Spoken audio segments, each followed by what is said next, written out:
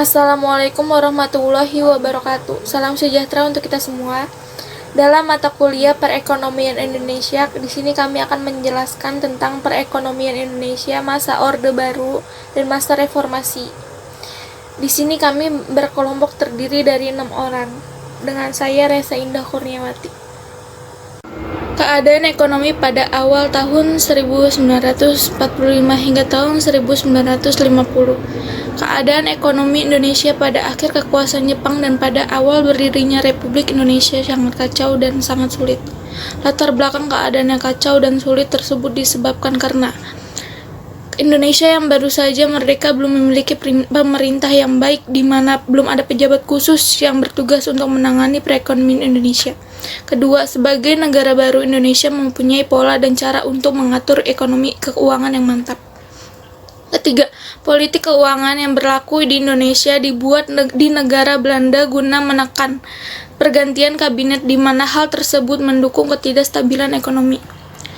Faktor-faktor penyebab kacaunya perekonomian Indonesia tahun 1945 hingga tahun 1950 adalah sebagai berikut. 1. Terjadi inflasi yang sangat tinggi.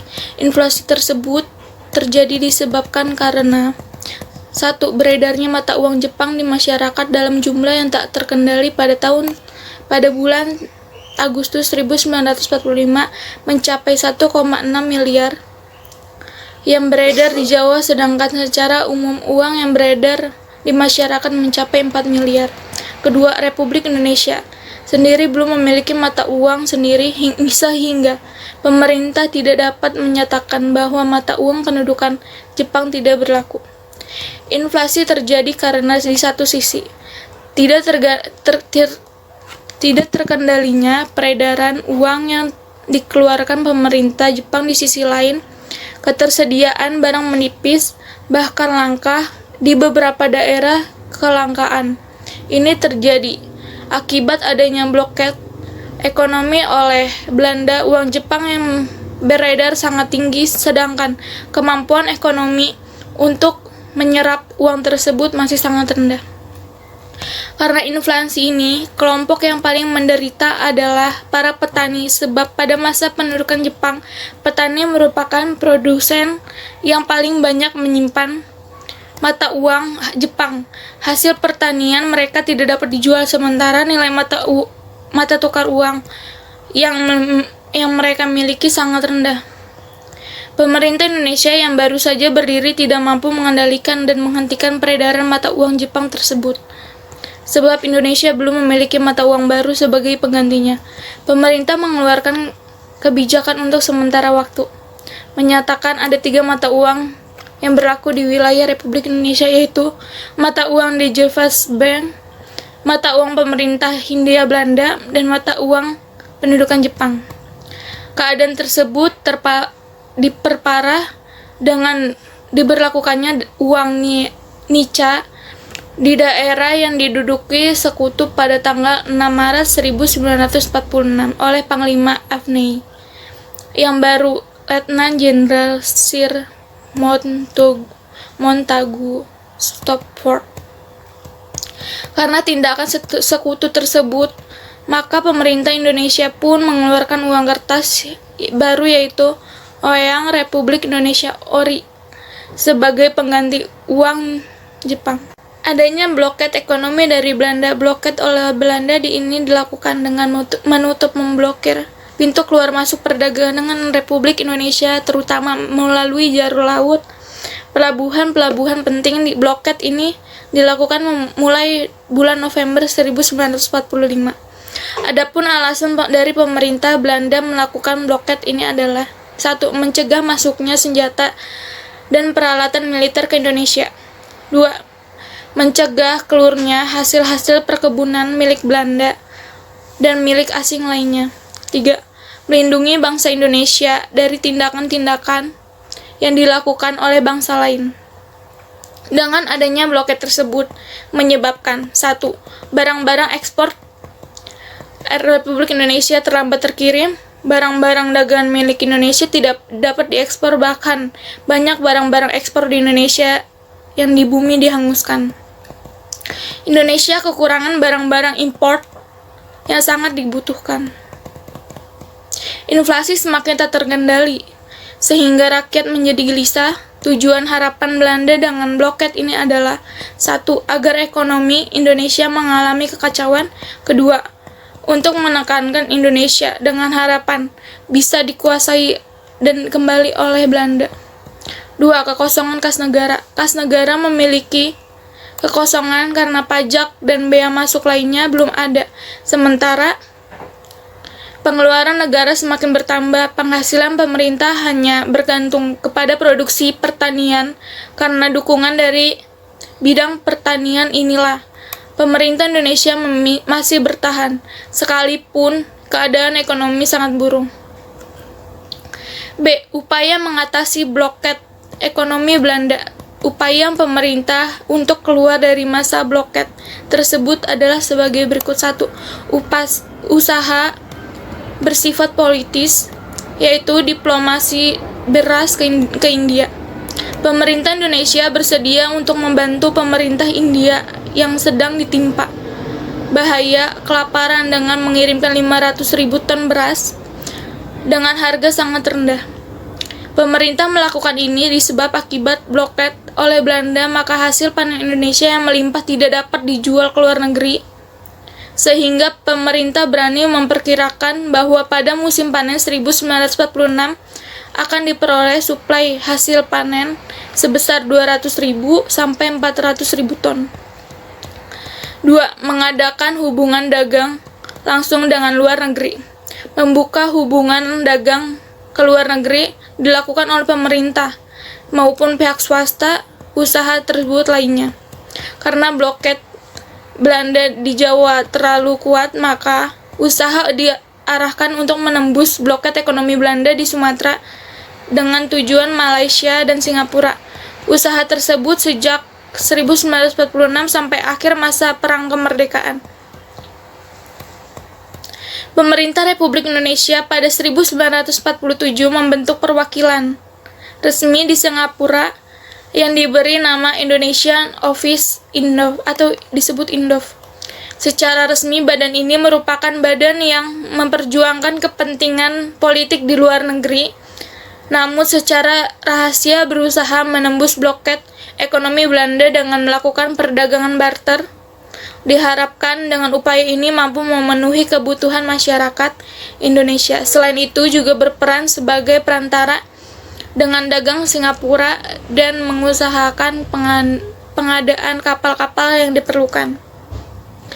Dibentuk perwakilan Kementerian Negara Pertahanan di luar negeri, yaitu Kementerian Pertahanan Urusan Luar Negeri atau disebut KPULN, yang dipimpin oleh Ali Jayeng Prawiro. Tugas pokok badan ini adalah membeli senjata dan perlengkapan angkatan perang. Karena inflasi ini, kelompok yang paling menderita adalah para petani, sebab pada masa pendudukan Jepang, petani merupakan produsen yang paling banyak menyimpan mata uang Jepang. Hasil pertanian mereka tidak dapat dijual, sementara nilai mata tukar uang yang mereka miliki sangat rendah. Pemerintah Indonesia yang baru saja berdiri tidak mampu mengendalikan dan menghentikan peredaran mata uang Jepang tersebut, sebab Indonesia belum memiliki mata uang baru sebagai penggantinya. Pemerintah mengeluarkan kebijakan untuk sementara waktu, menyatakan ada 3 mata uang yang berlaku di wilayah Republik Indonesia, yaitu mata uang DJVAS Bank, mata uang pemerintah Hindia Belanda, dan mata uang pendudukan Jepang. Keadaan tersebut diperparah dengan diberlakukannya uang Nica di daerah yang diduduki sekutu pada tanggal 6 Maret 1946 oleh Panglima Afney yang baru, Letnan Jenderal Sir Montagu Stopford. Karena tindakan sekutu tersebut, maka pemerintah Indonesia pun mengeluarkan uang kertas baru, yaitu Oyang Republik Indonesia Ori, sebagai pengganti uang Jepang. Adanya bloket ekonomi dari Indonesia. C. Kebijakan pemerintahan menghadapi buruknya kondisi ekonomi Indonesia. Upaya yang dilakukan pemerintah untuk mengatasi kondisi ekonominya mulai dilakukan sejak Februari 1946 adalah sebagai berikut. 1. Konferensi Ekonomi Februari 1946. Konferensi ini dihadiri oleh para cendekiawan, gubernur, dan jabatan lainnya yang bertanggung jawab langsung mengenai masalah ekonomi di Jawa, yang dipimpin oleh Menteri Kemakmuran, Darmawan Mangunkusumo. Tujuan konferensi ini adalah untuk memperoleh kesepakatan dalam menanggulangi masalah-masalah ekonomi yang mendesak, seperti masalah produksi dan distribusi makanan. Tercapai kesepakatan bahwa sistem autarki lokal sebagai kelanjutan dari sistem ekonomi perang Jepang secara berangsur-angsur. Pinjaman nasional. Program ini dilaksanakan oleh Menteri Keuangan dengan persetujuan BPKNIP. Untuk mendukung program tersebut, maka dibuat Bank Tabungan Pos. Bank ini berguna untuk penyaluran pinjaman nasional untuk meningkatkan kepercayaan masyarakat Indonesia kepada pemerintah. Selain itu, pemerintah juga menunjuk rumah gadai untuk memberi pinjaman kepada masyarakat dengan jangka waktu pengembalian selama 40 tahun. Tujuannya untuk mengumpulkan dana masyarakat sebagai kepentingan perjuangan, sekaligus untuk menanamkan kepercayaan rakyat pada pemerintah RI. 3. Pembentukan Planning Board Badan Perancang Ekonomi 19 Januari 1947. Badan ini dibentuk atas usul dari Menteri Kemakmuran A.K. Gani. Badan ini merupakan badan tetap yang bertugas membuat rencana pembangunan ekonomi untuk jangka waktu 2-3 tahun yang akhirnya disepakati rencana pembangunan 10 tahun. Rencana pembangunan 10 tahun tersebut adalah sebagai berikut. 1. Semua bangunan umum, perkebunan, dan industri yang telah ada sebelumnya perang menjadi milik negara, yang baru terlaksana tahun 1957. Bangunan umum 2. Bangunan umum vital milik asing dinasionalisasikan dengan pembayaran ganti rugi. 3. Perusahaan milik Jepang akan disita sebagai ganti rugi terhadap RI. 4. Perusahaan modal asing lainnya dikembalikan kepada yang berhak sesudah diadakan perjanjian Republik Indonesia dengan Belanda. Badan ini bertujuan untuk menasionalisasikan semua cabang produk yang telah ada dengan mengubah ke dalam bentuk badan hukum. Hal ini dilakukan dengan harapan agar Indonesia dapat menggunakan semua cabang produksi secara maksimal dan kuat di mata hukum internasional. Pendanaan untuk rencana pembangunan ini terbuka baik bagi pemodal dalam negeri maupun pemodal asing. Inti rencana ini adalah agar Indonesia membuka diri terhadap penanam modal asing dan melakukan pinjaman baik ke dalam maupun ke luar negeri.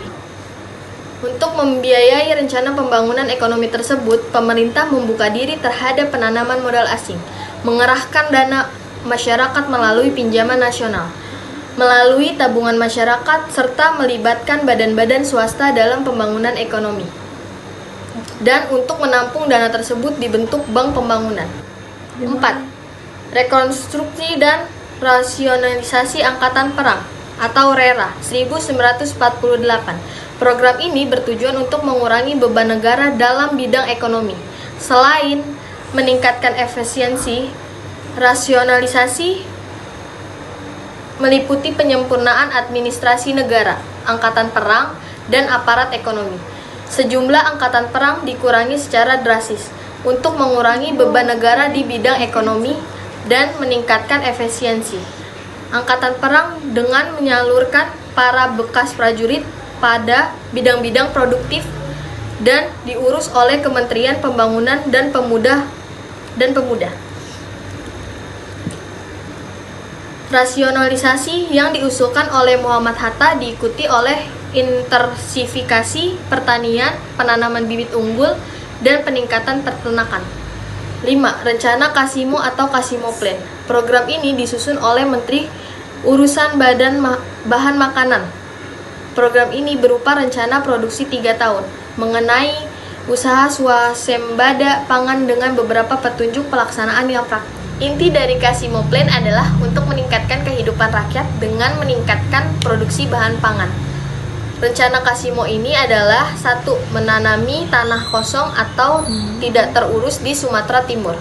2. Melakukan intensifikasi di Jawa dengan menanam bibit unggul. 3. Pencegahan penyembelihan hewan-hewan yang berperan penting bagi produksi pangan. 4. Di setiap desa dibentuk kebun-kebun bibit.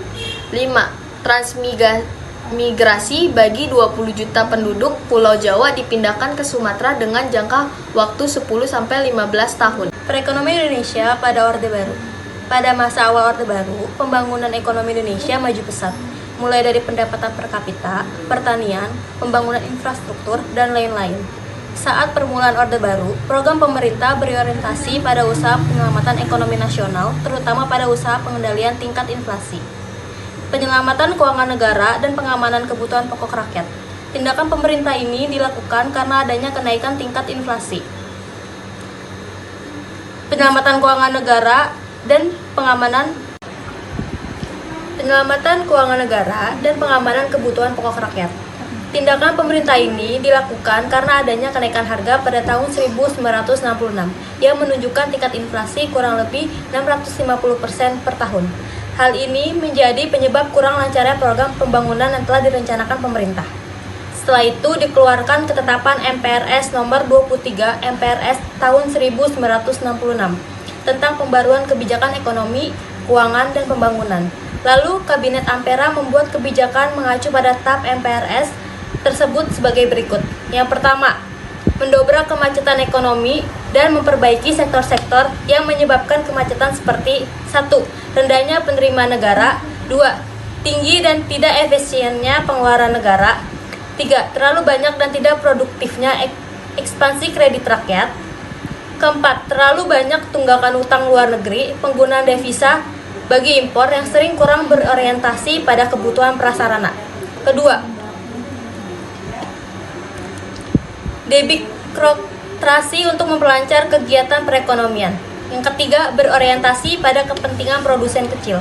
Untuk melaksanakan langkah-langkah penyelamatan tersebut, maka ditempuh cara mengadakan operasi pajak, cara pemungutan pajak baru bagi pendapatan perorangan dan kekayaan dengan menghitung pajak sendiri dan menghitung pajak orang.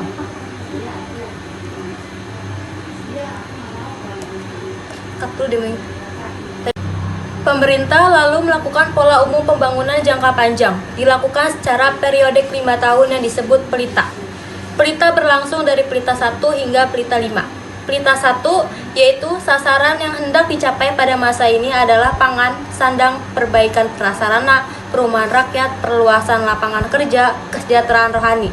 Pelita 1 lebih menitik beratkan pada sektor pertanian. Keberhasilan dalam pelita 1 yaitu produksi beras mengalami kenaikan rata-rata 4% per tahun. Kedua, banyak berdiri industri pupuk, semen, dan tekstil. Ketiga, perbaikan jalan raya. Keempat, banyak dibangun pusat-pusat tenaga listrik. Kelima, semakin majunya sektor pendidikan. Kedua, pelita 2. Sarana yang hendak dicapai pada masa ini adalah pangan, sandang, perumahan, sarana, dan prasarana, mensejahterakan rakyat, dan memperluas lapangan kerja. Pelita 2 berhasil meningkatkan pertumbuhan ekonomi rata-rata 7% per tahun. Perbaikan dalam hal irigasi, di bidang industri juga terjadi kenaikan produksi. Lalu, banyak jalan dan jembatan yang direhabilitasi dan dibangun. Pelita ketiga, lebih menekankan pada trilogi pembangunan. Asas-asas pemerataan dituangkan dalam berbagai langkah kegiatan pemerataan seperti pemerataan pembagian kerja, kesempatan kerja, memperoleh keadilan, pemenuhan kebutuhan sandang, pangan, dan perumahan lain-lain. Pada pelita 5 ini, lebih menitik beratkan pada sektor pertanian dan industri untuk menetapkan swasembada pangan dan meningkatkan produksi pertanian lainnya, serta menghasilkan barang ekspor.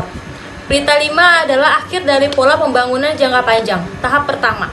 Lalu dilanjutkan pembangunan jangka panjang kedua, yaitu dengan mengadakan pelita 6, yang diharapkan akan mulai memasuki proses tinggal landas Indonesia untuk mengacu pembangunan dengan kekuatan sendiri demi menuju terwujudnya masyarakat yang adil dan makmur berdasarkan Pancasila.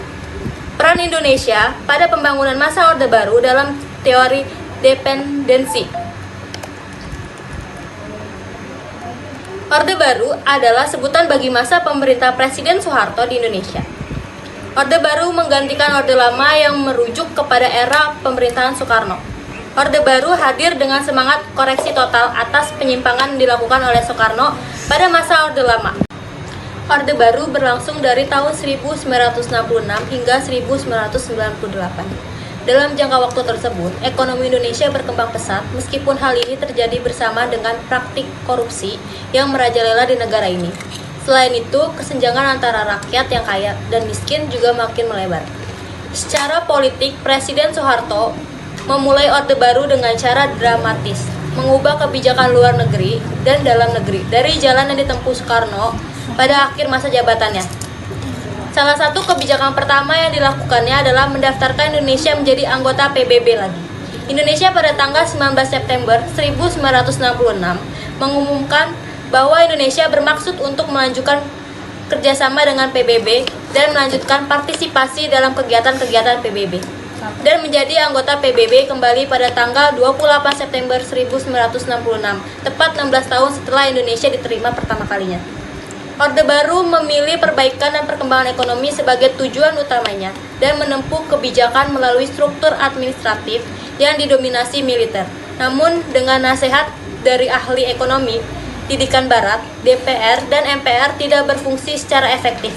Anggotanya bahkan seringkali dipilih dari kalangan militer, khususnya mereka yang dekat dengan cendana. Hal ini mengakibatkan aspirasi rakyat sering kurang didengar oleh pusat. Pembagian PAD juga kurang adil karena 70% dari PAD orang-orang yang oleh David Ransom disebut mafia berkelit. Ekonomi pada era pasca runtuhnya Orde Baru. Pada pertengahan 1997, Indonesia diserang krisis keuangan dalam ekonomi Asia, disertai kemarau terburuk dalam 50 tahun terakhir dan harga minyak, gas, dan komoditas ekspor lainnya yang semakin jatuh. Rupiah jatuh, inflasi meningkat tajam, dan perpindahan modal dipercepat. Para demonstran yang awalnya dipimpin para mahasiswa meminta pengunduran dari Soeharto. Pada masa ini, pemerintah lebih menitik beratkan pada sektor bidang ekonomi. Pembangunan ekonomi ini berkaitan dengan industri dan pertanian serta pembangunan dan meningkatkan kualitas sumber daya manusia sebagai pendukung. Pelita 6 yang diharapkan menjadi proses lepas landas Indonesia yang lebih baik lagi, malah menjadi gagal landas dan kapal pun rusak. Indonesia dilandas krisis ekonomi yang sulit diatasi pada tahun 1997. Semula berawal dari krisis moneter, lalu berlanjut menjadi krisis ekonomi dan akhirnya menjadi krisis kepercayaan terhadap pemerintah. Pelita 6 pun kandas di tengah jalan. Mundurnya Soeharto dari jabatan pada tahun 1998 dapat dikatakan sebagai tanda akhirnya Orde Baru, untuk kemudian digantikan era reformasi. Masih adanya tokoh-tokoh penting pada masa Orde Baru di jajaran pemerintah pada masa reformasi ini sering membuat beberapa orang mengatakan bahwa Orde Baru masih belajar berakhir. Oleh karena itu, era reformasi atau Orde Reformasi sering disebut sebagai era pasca Orde Baru. Perkembangan ekonomi pada era baru ini sangat kompleks dan beragam karena menjadi sebuah perjalanan panjang Indonesia yang berujung pada kondisi perekonomian yang tragis ketika mengalami krisis. Dan bila kita nurut, begitu banyaknya peristiwa yang menjadikan Orde Baru dalam bidang ekonomi yang menyelamatkan bangsa Indonesia hingga isu pengangkatan mantan Presiden Soeharto menjadi pahlawan karena menjadi bapak membangun Indonesia. Adapun kelebihan-kelebihan yang berada dalam Orde Baru ini, perkembangan GDP per kapita Indonesia yang pada tahun 1968, sukses transmigrasi, sukses KB, sukses memerangi buta huruf, sukses swawenda pangan, pengangguran minuman, sukses repelita, sukses gerakan wajib belajar, sukses gerakan nasional orang tua asuh, sukses keamanan dalam negeri, investor asing mau menanamkan modal di Indonesia, sukses penumbuhan rasa nasionalisme dan cinta produk dalam negeri. Perekonomian Indonesia masa reformasi. Reformasi ekonomi menjadi hal sangat penting dilakukan untuk memangkas hambatan yang menciptakan efisiensi perekonomian, serta mendorong kinerja perekonomian untuk mencapai potensi maksimal. Reformasi ekonomi di sebuah negara biasanya sangat kompleks. karena melibatkan berbagai pihak dan kepentingan serta mempengaruhi sejumlah faktor seperti ekonomi maupun politik. Dalam tulisan ini kami melakukan analisis singkat mengenai berbagai upaya reformasi ekonomi di Indonesia setelah krisis finansial Asia 1997 hingga mendekati pertengahan tahun 2016. Memberikan narasi mengenai pengalaman reformasi ekonomi di Indonesia, baik yang berhasil maupun gagal dilakukan pada masing-masing periode pemerintahan. Tulisan ini juga menjelaskan mengenai dinamika ekonomi politik, kultur, dan penekanan reformasi di masing-masing periode, serta menarik sejumlah pelajaran dari berbagai upaya reformasi ekonomi di Indonesia setelah krisis. Periode Megawati 2001 sampai 2004, tim ekonomi Presiden Megawati kembali memperbaiki hubungan dengan IMF yang berujung pada sejumlah persetujuan dengan IMF untuk memperbarui program perbantuan IMF yang sempat dihentikan. Tim ekonomi Megawati cukup terbuka dan suportif dengan program IMF. Stabilitas politik pun berhasil kembali dibangun di bawah pemerintahan Megawati. Akan tetapi, implementasi program reformasi ini berjalan cukup lambat, antara lain karena kurangnya kapasitas implementasi, sebuah masalah yang telah ada sejak pemerintahan Gus Dur. Sejak pertengahan 2002, mulai terbangun opini publik agar pemerintahan tidak melanjutkan program bantuan IMF setelah selesai pada akhir 2003. Pada saat itu, hanya Indonesia satu-satunya negara yang krisis keuangan tahun 1997 sampai 1998 yang masih menerima bantuan IMF. Pada Juli 2003, pemerintah mengumumkan bahwa program bantuan IMF tidak akan dilanjutkan. Oleh karena itu, pemerintah membentuk tim antar lembaga yang menyusun exit strategi yang mempertimbangkan hal-hal seperti financing gap yang terkait dengan kebutuhan pembiayaan pemerintah. Keputusan untuk mengakhiri program bantuan IMF dipengaruhi oleh pemilihan umum yang mendekat, serta oleh sentimen nasionalistik yang telah berkembang di dunia politik dan publik. Pada 10 Desember 2003, pemerintah menandatangani LOI terakhir dengan IMF sebagai persiapan berakhirnya program bantuan IMF. Pada 15 September 2003, pemerintah menerbitkan paket kebijakan ekonomi pra dan pasca IMF, yang juga dikenal sebagai white paper. Paket kebijakan ini diterima dengan baik oleh publik dan pasar. Secara umum, peranan penting dari paket kebijakan tersebut adalah untuk memastikan kebijakan reformasi pemerintah, terutama dalam periode pemilu. Cakupan white paper cukup beragam dan bahkan menurut beberapa pengamat lebih luas dan ambisius dibandingkan program bantuan IMF. Akan tetapi, paket kebijakan ini dihasilkan oleh pemerintahan Indonesia dengan masukan dari sektor swasta, setelah juga berkontribusi dengan sejumlah ekonom di Indonesia yang independen. Program pemerintah ini menimbulkan rasa kepemilikan yang lebih tinggi, yang sangat bermanfaat dalam meningkatkan komitmen pemerintahan untuk mengimplementasikannya, serta untuk meningkatkan koordinasi dan kerjasama antara Kementerian Keuangan dan Bank Indonesia. Pemerintahan Megawati cukup berhasil dalam membangun stabilitas makroekonomi, antara lain karena pengembangan kelembagaan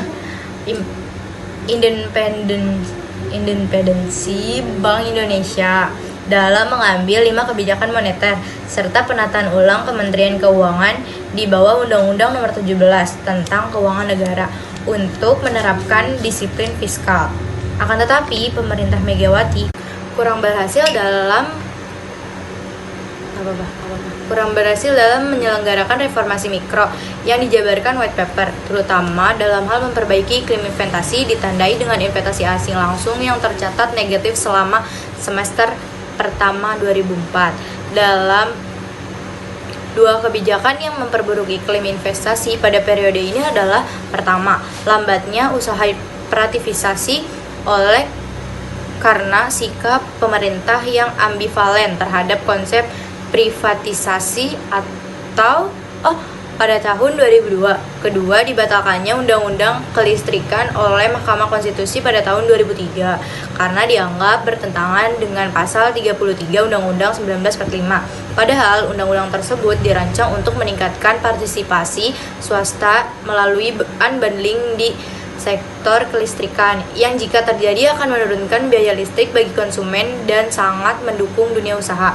Dengan berakhirnya program bantuan IMF, Indonesia menyetujui pemantauan pasca program post-program dialog dengan IMF